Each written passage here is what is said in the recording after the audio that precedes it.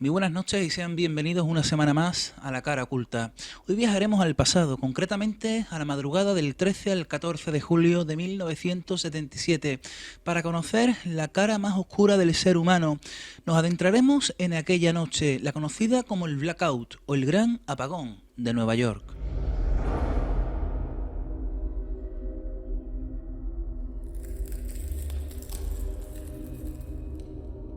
Aquella noche de 1977 la ciudad de Nueva York sufrió uno de tantos apagones generales, pero aquel en concreto fue diferente por el contexto y por la situación que atravesaba el país.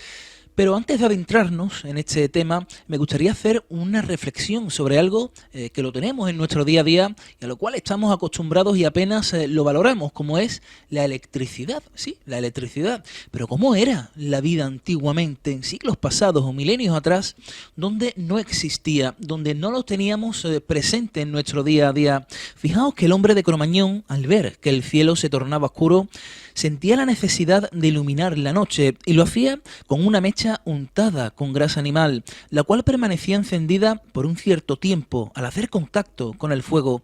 Este sistema perduró por más de 50.000 años, nada más y nada menos. También las hogueras, como método de calentamiento. El frío se hacía presente y alrededor de ella, y cubiertos con pieles de animales para conservar el calor, lograban paliar el tiempo gélido. Pero las velas fueron el mejor aliado del ser humano. Su uso podríamos datarlo en la antigua Roma, elaboradas con sebo, un extracto de grasa animal que al mismo tiempo de iluminar eran comestibles, curiosamente. Hasta el siglo XVIII no se inventó la vela de cera. Su adquisición era de un precio elevado y era utilizada por las clases altas en la mayoría de las ocasiones. Las lámparas de aceite, avanzando en el tiempo un poco más, fueron el método para iluminar los hogares y las calles, también conocidos como quinqués. Y allá por 1879, Joseph Wilson Swan inventó la bombilla incandescente. En 1881 creó su propia compañía, The Swan Electric Light Company. Y a raíz de ahí, la dependencia casi total de la humanidad hacia la electricidad. Pero tras esta introducción nos vamos a esa noche, a esa fecha en concreto, la madrugada del 13 al 14 de julio de 1977. Durante aquel mes, concretamente, aquella jornada, la calor apretaba con mucha fuerza sobre la Gran Manzana. Pero curiosamente se produjo una tormenta de verano y varios rayos consecutivos alcanzan y destruyen un transformador de Buchanan Shout, una subestación eléctrica en el río Hudson. Diversas líneas de transmisión fueron afectadas y hubo sobrecargas en otras subestaciones. El generador colapsó y a las 21 horas y 36 minutos de aquella tarde-noche, la ciudad de Nueva York se quedó completamente a oscuras durante 25 largas horas. Pero lo que ocurrió durante aquella madrugada es lo que quería resaltar en una noche como la de hoy. El país, situándonos a finales de los años 70, atravesaba una crisis financiera que se reflejaba en las calles. Los barrios céntricos eran el campo de batalla de jóvenes e inmigrantes. Durante aquella noche la oscuridad se hizo sobre la ciudad de Nueva York, a excepción de algunos campus universitarios y algunos edificios que contaban con sus propios generadores. Los aeropuertos, La Guardia y JFK fueron cerrados por más de 8 horas y también los túneles de la ciudad por falta de ventilación.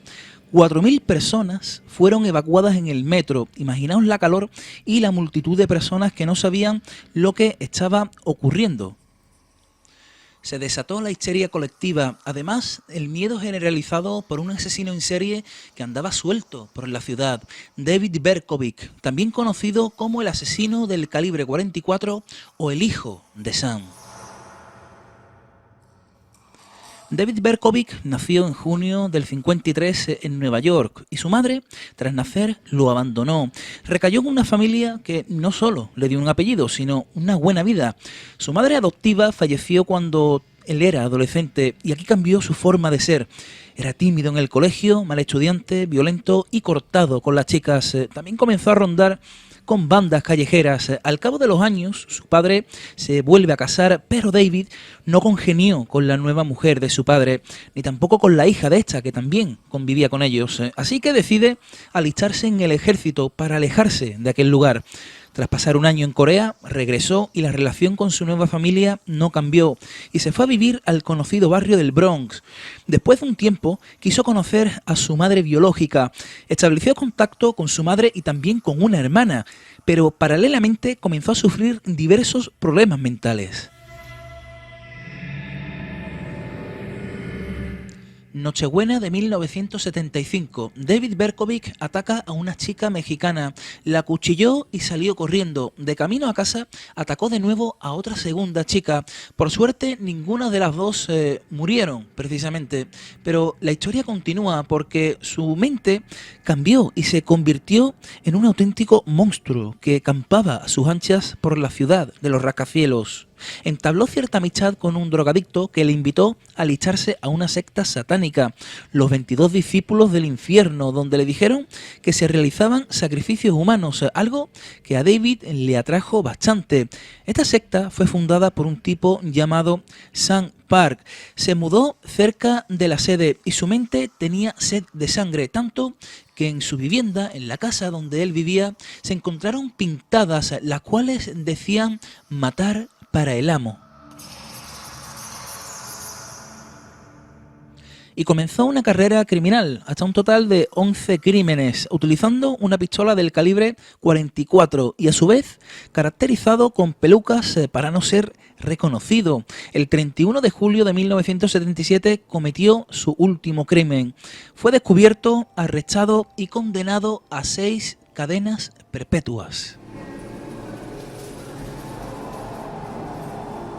Aunque era latente el temor por David Berkovic, este asesino en serie que andaba suelto aquella noche en la ciudad, pues lo cierto es que la ciudad de Nueva York estaba sumida en un miedo mucho más profundo, como es el del propio ser humano, que durante aquella noche sacó a relucir su cara más oscura, más oculta y más siniestra, podríamos decir. Hablamos de que más de 1.600 tiendas fueron saqueadas y dañadas durante aquella noche.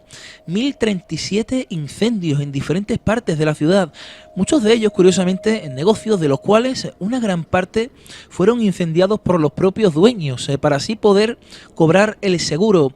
Un total de 3.776 detenciones.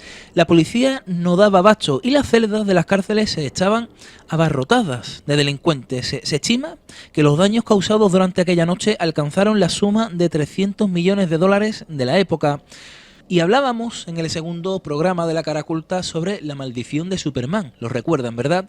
Pues precisamente durante aquella noche se estaba rodando aquella mítica película, la primera parte de Superman protagonizada por Christopher Reeve, la cual tuvo que interrumpir su grabación, el set de grabación, tuvieron que recoger prácticamente todo debido a este gran apagón que se produjo aquella noche del 13 de julio de 1977. Pero algo bastante curioso que también podríamos mencionar, porque como última curiosidad decir que el nacimiento o la expansión del hip hop se debió en gran parte al apagón de Nueva York. Sí, del hip hop, este género musical, el cual tiene mucho que ver con aquella noche del blackout o del apagón de la ciudad de Nueva York.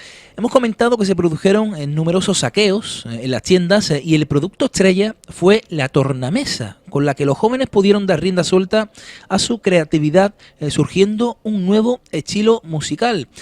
Comentan muchos músicos de la época que antes del apagón había 2 o 3 o 4 grupos repartidos por varios barrios de la ciudad, grupos que se dedicaban a este género musical. Después del apagón había un grupo en cada esquina, en cada una de las calles de aquellos barrios, barrios como el Bronx, los cuales vieron nacer este género musical, todo a raíz del apagón de Nueva York, que como decimos sacó a relucir la cara más oscura del ser humano.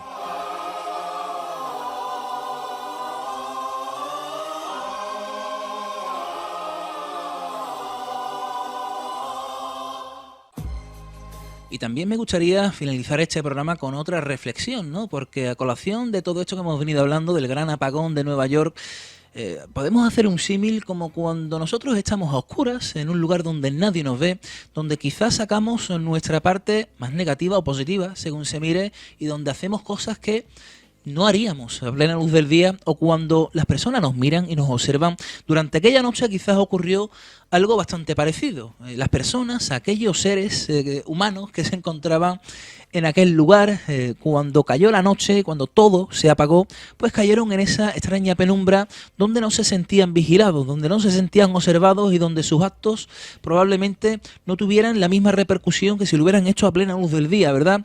Algo a reflexionar. Y es que me gustaría despedir el programa de hoy con una frase ideal, ¿no? Quizás ni los buenos son tan buenos, ni los malos son tan malos. La realidad a veces se confunde y hoy día estamos pasando tiempos difíciles, tiempos muy difíciles, y espero que de aquí a un tiempo todo se normalice. Que no tengan razón esas teorías de la conspiración, las cuales nos dicen que vamos encaminados hacia un nuevo orden mundial, donde todo se va a volver mucho más oscuro. Yo confío en el ser humano, confío en las personas y creo que veremos la luz al final del túnel. Ha sido todo un placer, les ha hablado Adrián Martínez y nos veremos dentro de 7 días aquí en You Like, en la cara oculta.